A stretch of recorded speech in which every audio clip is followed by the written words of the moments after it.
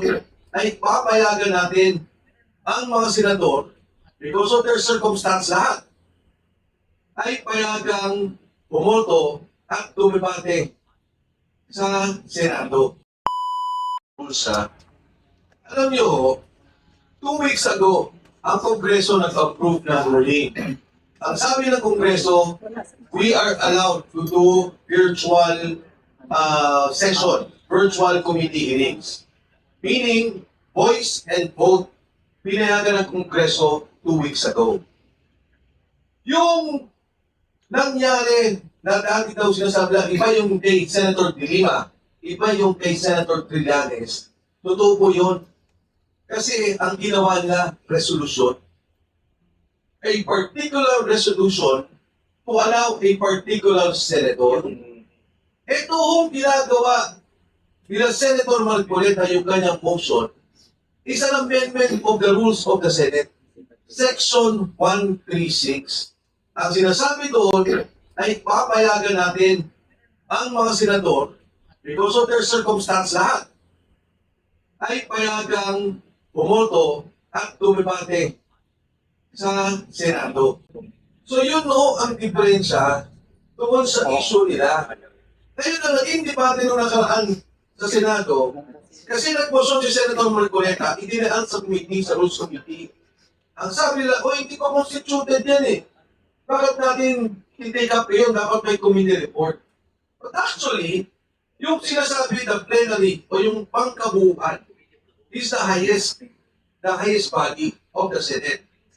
Siguro, nakita na, sige, huwag na natin ipilit ngayon, next week na natin pag ipasok yung motion. But that is a motion to amend the rules of the Senate. Actually, the existing Senate rules now, during COVID, inaalaw talaga nila yung virtual Zoom or committee hearings. Yes, because of COVID. But now, it is an amendment of the rules. Ngayon, papasok ako dun sa posisyon ng majority as of now. Ikukulong mo yung mga kasama ko on the basis of a Yusek Bernardo affidavit. Tatanggalan mo sila ng boses, tatanggalan mo sila ng boto, na kinakatawa nila ang maraming Pilipinong pumoto. Why will I deny you that? Kasi ang gusto nila, pag walang virtual voting, presence in the Senate, yan ang nangyari kay Senator Bato. Dahil requirement nila, kailangan may physical presence ka. Eh nung noong araw niloloko Senator Bato, sabi, hindi, nagtatakot ka, nagtatago ka. In fact, kitang-kita natin yung nangyari. Hinabol siya, aarestuin siya. So yun yung gusto nilang gawin. Bawasan ang majority. Mawalan ng physical presence. Para muli, matanggal nila ang Blue Ribbon Committee at sila ulit ang mamuno. Babalik ako. Yung amendment niyan, yung bill niyan, Blue Ribbon Committee hearing. Ang apila ko sa minority, pagbigyan lang nila. 2-3 hearing sa Blue Ribbon. Lumabas ang katotohanan. Pagkatapos kunin nila ulit ang Senate majority. Palabasin lang nila ang totoo at malaman ng taong bayan. And on general principles, you have to remember that senators are elected at large. Pag diniprive mo ng participation at boto yan, you disenfranchise effectively the millions, tens of millions of people who voted for them. Yan ang general principle. Ang sovereignty resides in the people. Dapat natin ay ang fundament. Ilang bulang-bulang linya ng aming konstitusyon. Ang nagbigay ng karapatan dyan ay taong bayan. You do not lightly silence their voices ng ganun-ganun na lamang. Presumed innocent yan kahit i-kulong mo yan eh.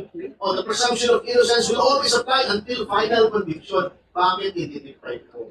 Bottom line, mahirap sa Senator Jinggoy, Senator Bato, Senator Marcoleta, si Senator Cheese, si Senator Joel, biro mo, tatanggalin nila ng buto. Hindi pwede. Hindi maganda. Boto! Boto. Question. Andres Reyes po, OFW leader and advocate. At the same time po, patriotikong Pilipino connected by Russian government. Meron po akong katanungan sa tatlong magigiting nating mga abogado at isang congressman. Sa puso namin. Ang tanong ko lamang po kasi nagkaroon po kami ako po ay miyembro ng Patriotikong Pilipino. Ito po ay connected sa Russian government under President Vladimir Putin. Nagkaroon po kami ng teleconference at nabanggit po namin itong usapin na ito na sobrang panghihimasok na po ng ICC even without proper jurisdiction. Hindi na po tayo kasi miyembro ng ICC. At nagkaroon po kami ng pagpupulong at ang isang general ng humanitarian. Sorry po to interrupt and you go to the question mo. Question na po, may offer po na kung ang ICC po ay nangingialam na sa ating judicial system, pwede po bang tayo makahingi na rin ng tulong ng international na kasi nag-o-open po sila na ang ating Senator Bato at ang ating Senator Bongo ngayon ay meron na rin daw pong ICC warrant of arrest at kung pwede na tayo makahingi rin ng tulong sa Russian government regarding dyan sa bagay na panguhuli, makatulong daw po sila sa atin. Dahil ito po ay magiging habitual practices na po na kapag nagtagumpay po sila kay Senator Ronald Bato at nagtagumpay din po kay Senator Bongo, ito po ay magiging habitual practices na panghimasukan na tayo lagi ng ICC just to weaponize in political. Thank you. Okay, makakauwi na po kayo. Salamat po sa tanong ninyo. Hindi po tayo dapat lumapit sa iisang bansa lamang. Pero wala pong masama. Actually, matagal na namin iniisip na lumapit halimbawa sa Security Council ng UN, of which Russia is a part, no? Kasi po, ang ICC in many ways, incorporated din sa UN eh. Kahit na yung batas ng Rome Statutes, it refers to the United Nations Security Council.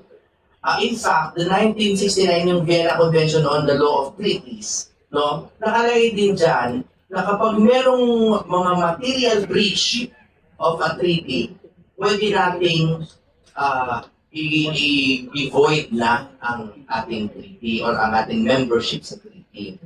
So, ang paglapit po kasi sa isang bansa, although sometimes I am tempted to do that, might be seen by the global community as political. Na parang tayo pumapalig lamang sa isa. But there is no reason. Kasi sa Security Council po ng UN, nandyan naman ng Russia, nandyan ng China, nandyan ng US, lahat ng binanggit ninyo. So palagay ko, we will take the legal steps para umapila sa UN Security Council. Last question. Boss, pasagot lang mabilis. Alam niyo yung ICC, hindi natin masisisi ang ICC para sa akin sa nangyari. Ang may kasalanan talaga ang gobyerno natin. They should not allow what is happening. Pero alam naman natin, gusto talaga nila yun. Na-arrestuin si Digong Duterte, na-arrestuin si Bato. Because they are not aware na kung dadaan sa local courts dito. In fact, the Rome Statute stipulates that na dumaan sa local processes ng isang bansa. Ngayon, ang aking namang apila ay isang Supreme Court. Nakikiusap ako, alam ko kasi mga abogado yung nandito, baka hindi maganda magaling sa kanila. Pero kung bilang hindi naman ako abogado, nakikiusap ako sa ating Korte Suprema. If they can resolve this as soon as possible. Because if not, we will have a constitutional crisis. Yung nangyari pagpunta ng NBI at parilan doon sa Senado at yung paglaban ng Senate Sergeant at Arms ay parte ng lahat ng to. Muntin na tayo magkagulo. Di ba? Lumabas ang Pangulo Marcos, sabi niya, wala kami, hindi ko yun in order. Lumabas si Matibag the day before, wala kami doon. Tapos bilang nandun kami, nag-drill kami para ilak yung nakalak. And this is a problem. Ang kapilang ko po sa ating Korte Suprema, if possible, for our justices, please resolve this as soon as possible so that we will not have a constitutional crisis and we will avoid the situation that we have seen in the past. Pinagtag ko lang very briefly, no? Sinungaling itong gobyerno ito. Diba ang ginagawa nilang justification kung bakit inaresto si Pangulong Duterte at ngayon ay inaaresto si Bato ay Interpol na naman. Alam nyo, if you look at the Interpol rules, kasi ang Interpol, wala namang international police na can impose its will on any country. It's an organization of law enforcement authorities across all nations. Okay? Wala naman, hindi naman yung police pang kalawakan eh. Alam sa TV eh. Alam niyo po, even the Interpol rules, and do not take my word for it, research nyo. Even the Interpol rules say, number one, that any red notice or any request to any state is just a request. It depends on the state as to whether or not you will accede or follow the request. Number two, very clear ito, puntahan nyo lang sa Interpol website. Huwag na kayo maniwala sa akin, panikosokong kayo eh. Pahala ako kay Pangulong Marcos, sinungaling, na in all processes, the domestic law of the nation being requested shall take precedence. Bakit? Bakit ganito? Bakit yung Rome Statute meron din ganon? Because customary international law mandates that every state is sovereign and any enforcement of any foreign judgment or order is based on consent because international law is based on state consent. Hindi yan katulad ng RTC. Papa-sheriff ka. Pumunta yung sheriff, pumunta yung police. At tatamputin ka, wala ka magagawa. At sa ayaw sa gusto mo. International law is based on consent. Yan ang nakakalimutan ng iba. At akala ng iba, yung batas dito, yun ang international. Hindi po. Kung ayaw ng bansa, hindi mo pwedeng pilitin. Case in point, pinaaresto ng ICC si Putin. Pumunta si Putin sa Mongolia. Ha? Sa ICC member, up to now. Sabi ng ICC, arestuhin mo Mongolia. Sabi ng Mongolia, hindi pwede, bisita namin. Hindi nila inaresto. Nagreklamo yung ICC, wala rin naman. Pumunta sa Tajikistan after si Putin. Sa Tajikistan, ICC member. Sabi ng ICC, uy, arestuhin niya, may warrant dyan, membro kayo. No way! No way, Jose! Bisita namin, pa-arresto nyo sa amin. Bastos naman namin. Nagreklamo sila, pero yan ang pinapakita ko. State consent. Si Putin, siya, retaliatory, sila naman ang pina-aresto. O ibig ba sabihin, pag ang Russia pina-aresto, yung isang tao rito, let's say, si Boy Remulla, punta rito, kukunin mo si Boy Remulla, dali mo sa Russia. Ano po naman yun?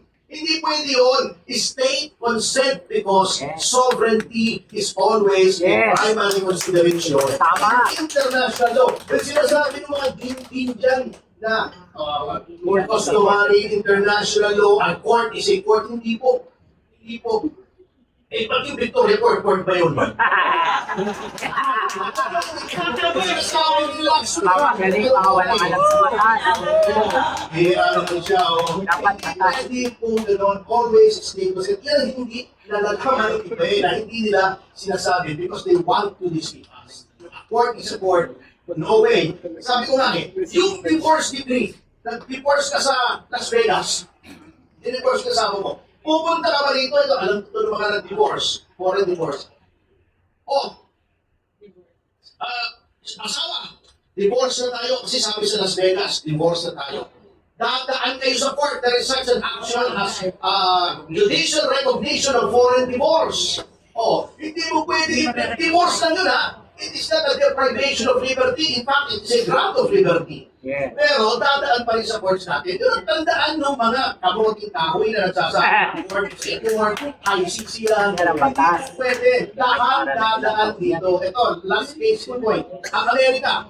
Amerika, isang bansa na yan. It's one country. I know this for a fact because I studied the American law sa Susan practice doon. Noong bagong pasapa ng Barbie, kaso mo na asawa ko ako ng malis.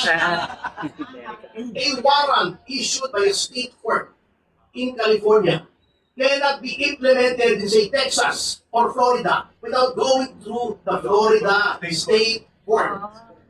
Isang bansa na yan! Isang bansa na yan! One country. Kasi nga, Yan federated lang sila. Hindi sila sovereign state, hindi pa sila hiwalay na bansa. Pero hindi mo pwede i-direct yung state warrant doon sa ibang state without going through the court system of that state. Eh ito pa, sovereign state tayo ba? Federated ba tayo with ICC? Ayun ang sinasabi ko. Ganun po ang patakaran and let no one tell you differently. Ang nagsasabi noon kay Lodin, Law Professor, Law Chuchuchu, stupid po yun. Yes. Pasensya na, alam ko mainit na dagdag lang. Kasi po, hindi. Importante po ito, at ang target ko po dito, lalo na po yung nakikinig sa mainstream media. Dalawang bagay po, pinag-uusapan sa Article 3, Section 2, yung determination of probable cause by a judge. Ang nagiging issue po dyan, pakinggan niyo po maigit, ang nagiging issue po ngayon dyan ay may mga ibang team na nagsasabi na yung judge ay pwedeng foreign judge. Okay. Ayaw natin pumayag dyan. Walang constitutional democracy na naniniwala dyan.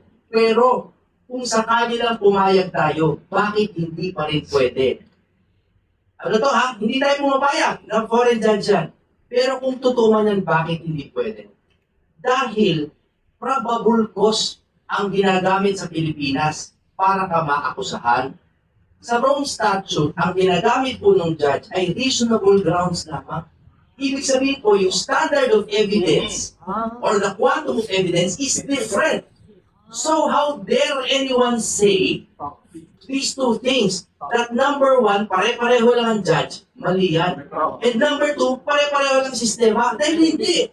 Dahil tayo po ay accusatorial system, hindi inquisitorial. Ang accusatorial, dadalhin kita sa piskal, sumagot ka. I-accuse kita, sasagot ka. Yun ang due process. Pag sinabi pong inquisitorial, which is the system of the ICC, pwede silang mag-inquisition, which is a very bad word in history. Inquisition, na mag-iimbestiga sila ex parte, wala pong tanong-tanong kay Bato, at mukhang guilty, pahuli. So hindi po totoo na nagdaan sa due process. Ang dudok-dudok na po yan, and I appeal to the listeners to understand, no? Dudok-dudok yan na hindi pwedeng maging fugitive si Bato. Dahil ayon doon sa Valyacarna case, yung may 6 steps bago ka maging fugitive, no? One of which is dapat, ikaw ay, convicted ka na. So, to wrap up, hindi po fugitive si Bato, hindi po siya na-judge pa ng Filipino judge, at hindi pa siya nahahanapan ng probable cause. Sana po intindihin nyo dahil ang nakataya hindi kalayaan ni Bato, kundi ang kalayaan ng Pilipino. Yes. Yes. Yes. Yes. Go. Okay, so it's 11:30, so let's wind up. Do you want to make some closing statements, gentlemen? I'm giving my time. Okay, closing statement from Wait. Ikaw na muna. Yeah. 1 minute lang, 1 minute lang. Okay mga kaibigan, ako si Juvie de Guzman again sa Yes Yes Show, Tompasyo ng SMNI. Siyempre, salamat po sa nagsara ng istasyon para sa amin, pero may nagbukas. Kaya thankful kami sa DZAR. And not only that guys, supportahan nyo pa rin po ako kahit wala na kami sa DWIZ attorney. Ako'y nasa Filipino Mirror pa rin, so meron tayong column dyan. At very welcome po kayo na magbigay ng inyong mga statement regarding sa mga gandang bagay. Well, attorney ako, bagamat hindi ako masyadong... Hindi ba? Wait lang. Hindi po, ganito lang guys, no? Alam ko ang mga media hindi bobo. Sabihin na natin, vlogger, whatever kung ano man natawag sa ating lahat. Pero kayo po ay may sariling choice. Kung gusto nyo ng tama, sundin nyo yung tama at yung makatotohanan lamang. Huwag kayong gumawa ng kwento para lang maging sensational yung inyong mga sinusulat o inyong mga sinasabi. Lagi mo natin tatandaan, may Panginoon tayo. At ang Diyos lagi ang ating pakikinggan. Sa Kanya tayo humingi ng tulong para tama ang ating ginagawa. Salamat po. Tama. 30 seconds na lang. Inuha na niya yung 1 minute. So muli, inaanyayahan ko po kayo manood. Subaybayan ninyo ang Small Talk Starting tomorrow na po yan, May 30 from 3 p.m. to 4 p.m. Kasama ko po dyan, of course, si Attorney Ferdito Pasio. Maraming salamat. Handa. Nagpapasalamat lang po ako sa inyo sa pakikinig. Bibilisan ko lang yung closing. Ang amin pong dinidiin ay nirerespeto po namin ang kagalang-galang ng mga hukuman. Ang mga sinabi po namin ay hindi naman po reaksyon sa kanilang desisyon, kundi pagdidiin lamang nung matagal na po namin kasali sa original pa na petisyon. Kaya po sana po, wala na pong mag-isip na kami ay nag-disrespect o ano ba man. Tandaan po natin, ang nakataya ngayon ay hindi lamang isang tao, kundi ang kinabukasan ng bawat Pilipino. Sir. Ako naman, magpapasalamat lang po ako sa lahat for listening to us. Sabi na po nila, kanya-kanya an opinion, everyone has one. So, yun po yung opinion namin, based on what we know, kayo na po paalang mag-analisa at mag-report as you see fit. So, the rest of my time, I'm conceding to Secretary Mike. Alam niyo po, kami dito masarap pa ninyong lahat. Nagkasama-sama po kami at nagkita-kita. Marami din sa inyo na dito.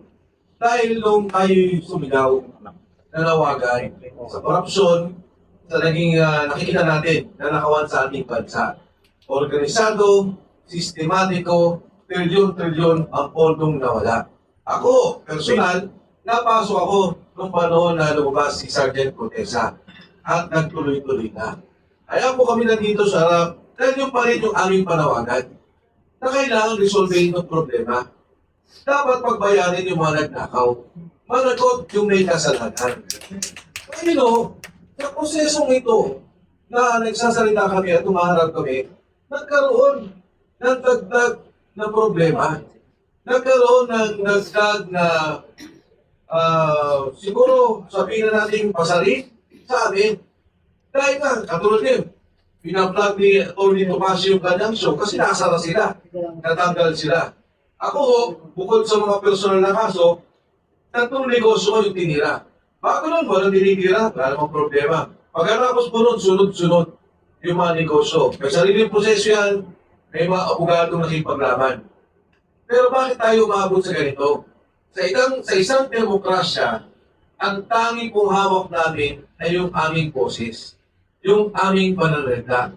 Sa isang diktador, ang diferensya niya o kaibahan sa demokrasya, hindi ka pwedeng magsalita. Pero ngayon, yun ang pilit lang ginagawa.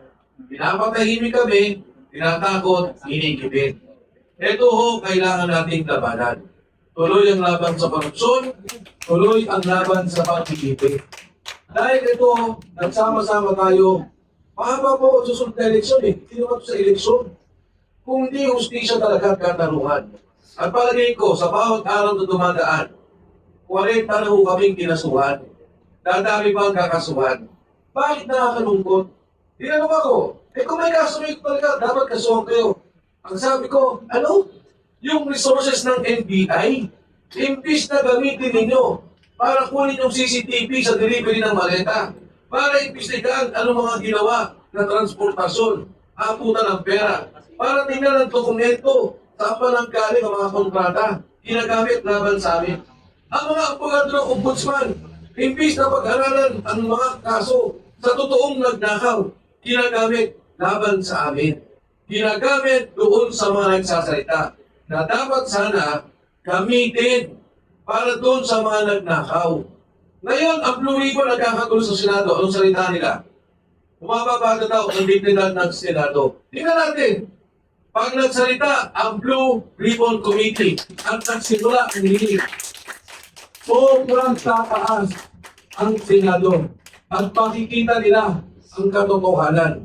At yan po, tuloy-tuloy pa rin tayo. Ngayon o, may banta ng pag-aresto kay Senator Jinggoy Estrada. Dalawa pa o tatlo ang mga senador. Ako sana, at mula po dito, kakausapin ko yung mga 18 Marines. Kakausapin ko kung sino man ang pwede makausap sa Blue Ribbon Committee hearing. Mabilisan na, isa lang sila. Yes. Go. Yes. Kasi nais nila na wag po talagang matuloy. Nais nila na wag talagang madinig. Pero katulad ng sinabi ko, wag po tayong tumahimik.